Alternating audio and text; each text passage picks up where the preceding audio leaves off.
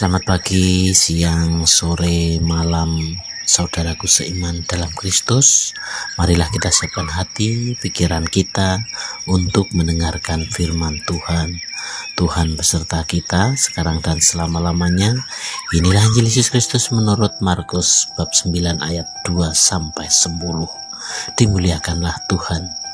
Yesus dimuliakan di atas gunung. 6 hari kemudian Yesus membawa Petrus, Yakobus dan Yohanes dan bersama-sama dengan mereka naik ke sebuah gunung yang tinggi. Di situ mereka sendirian saja, lalu Yesus berubah rupa di depan mata mereka dan pakaiannya sangat putih berkilat-kilat. Tidak ada seorang pun di dunia ini yang dapat menggelantang pakaian seperti itu.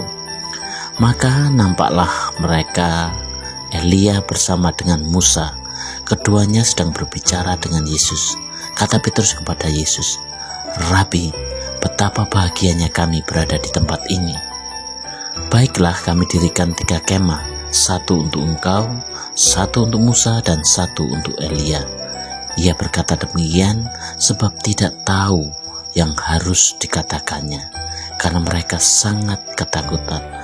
Maka datanglah awan menaungi mereka, dan dari dalam awan itu terdengar suara, "Inilah anak yang kukasihi, dengarkanlah dia." Dan sekonyong-konyong waktu itu, mereka memandang sekeliling mereka. Mereka tidak melihat seorang pun lagi bersama mereka, kecuali Yesus seorang diri. Pada waktu mereka turun dari gunung itu, Yesus berpesan kepada mereka supaya mereka jangan menceritakan kepada seorang pun apa yang telah mereka lihat itu sebelum Anak Manusia bangkit dari antara orang mati. Mereka memegang pesan tadi sambil mempersoalkan di antara mereka apa yang dimaksud dengan bangkit dari antara orang mati. Demikianlah sabda Tuhan, terpujilah Kristus. Selamat pagi saudaraku seiman dalam Kristus. Dalam peristiwa perubahan rupa Yesus di gunung dan disaksikan oleh 2 tokoh besar perjanjian lama, yaitu Musa dan Elia, dan 3 saksi penting dalam perjanjian baru, yaitu Petrus, Yakobus, dan Yohanes. Pentinglah bagi kita untuk menerima Yesus dan mendengarkan ajaran-ajarannya. Kita harus memberikan hati kita kepadanya agar dia tinggal di dalam hati kita, mengisi kekosongan hati kita yang lelah berjuang setiap hari untuk menjadi anak Allah yang sejati. Kita harus membawa dalam hidup kita kasih dan damai, keadilan dan kebenaran yang telah diajarkan dan dihidupinya. Kita harus sungguh-sungguh mendengarkan Yesus, karena dengan Dialah hidup kita bisa menjadi lebih baik. Saudaraku seiman dalam Kristus, melalui Injil Markus bab 9 ayat 2-10, ini menceritakan bagaimana peristiwa transfigurasi Yesus di atas gunung. Di sana Yesus berubah rupa di hadapan mereka. Pakaiannya menjadi sangat putih, lebih putih dari apapun yang dapat diputihkan di dunia ini. Kemudian tampaklah kepada mereka Elia dan Musa sedang berbicara dengan Yesus. Petrus yang terkejut dan penuh dengan rasa kagum berkata, "Rabi, betapa baiknya kita berada di sini. Baiklah, kami dirikan 3 kemah, 1 untuk engkau, 1 untuk Musa, dan 1 untuk Elia." Tetapi mereka semua diliputi ketakutan dan tidak tahu apa yang harus dikatakan. Saudaraku seiman dalam Kristus, setelah peristiwa itu lalu terdengar suara dari dalam awan berkata, "Inilah anak yang kukasihi, dengarkanlah dia." Setelah itu mereka hanya melihat Yesus seorang diri bersama mereka. Dan saat mereka turun dari gunung, Yesus memerintahkan mereka untuk tidak menceritakan apa yang mereka lihat kepada siapapun sampai Anak Manusia bangkit dari antara orang mati. Mereka pun menyimpan peristiwa itu dalam hati mereka sambil bertanya-tanya, apa artinya bangkit dari antara orang mati? Dalam peristiwa transfigurasi ini, kita melihat bagaimana Yesus menunjukkan kemuliaannya sebagai anak Allah. Para murid yang menyaksikan ini merasa kagum dan terkejut. Mereka melihat Yesus dalam bentuk yang berbeda, dipenuhi cahaya dan keagungan yang luar biasa.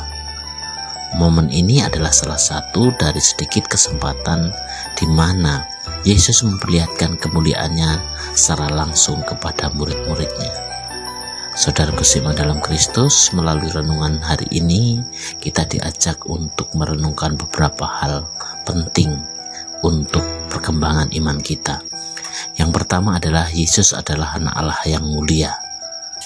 Peristiwa transfigurasi mengingatkan kita bahwa Yesus bukan hanya seorang guru yang bijaksana, tetapi juga anak Allah yang penuh dengan kemuliaan. Ketika kita merenungkan Yesus, kita diingatkan akan keilahiannya dan betapa besar kasih-Nya kepada kita manusia. Yang kedua adalah mendengarkan Yesus. Suara dari awan yang mengatakan, "Dengarkanlah Dia," adalah perintah yang sangat jelas. Kita semua dipanggil untuk selalu mendengarkan ajaran Yesus dalam hidup kita. Mendengarkan Yesus berarti membuka hati kita untuk memahami dan mengikuti firman-Nya. Yang ketiga adalah memahami kebangkitan. Para murid bingung tentang apa yang dimaksud dengan kebangkitan. Ini adalah mengingatkan kita bahwa terkadang kita tidak sepenuhnya memahami rencana Allah dalam hidup kita. Namun, seperti para murid, kita harus tetap percaya dan setia, bahkan ketika kita belum mengerti segalanya. Saat kita menjalani hari ini, mari kita merenungkan kemuliaan dan berusaha selalu mendengarkan suara Tuhan dalam kehidupan kita sehari-hari. Semoga kita semakin memahami kasih dan rencananya dalam hidup kita dan bertumbuh dalam iman yang kokoh. Marilah kita berserah diri dan mencermati apa saja yang merintangi atau menghambat kita untuk menerima dan mendengarkan Dia. Terkadang kita merasa nyaman dengan keadaan kita dan enggan untuk sungguh-sungguh menerima Yesus dan ajarannya. Kita tidak rela menerima Dia karena menerima Dia berarti kita harus siap menata lagi hidup yang kita yakini benar dan berguna. Tetapi ternyata tata nilai itu terkadang hanya bersifat sementara, bahkan palsu.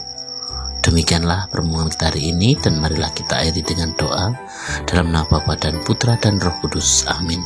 Bapa yang penuh kasih, Yesus yang mulia, kami bersyukur atas kasih-Mu yang tak terhingga. Bantulah kami untuk selalu mendengarkan suara-Mu dan mengikuti ajaran-Mu dalam hidup kami. Berikan kami hati yang peka untuk memahami rencana-Mu dan iman yang teguh untuk percaya. Bahkan ketika kami belum mengerti sepenuhnya, doa ini kami serahkan kepada-Mu Tuhan dengan perantaraan Kristus, Tuhan kami. Amin. Dalam nama Bapa dan Putra dan Roh Kudus. Amin.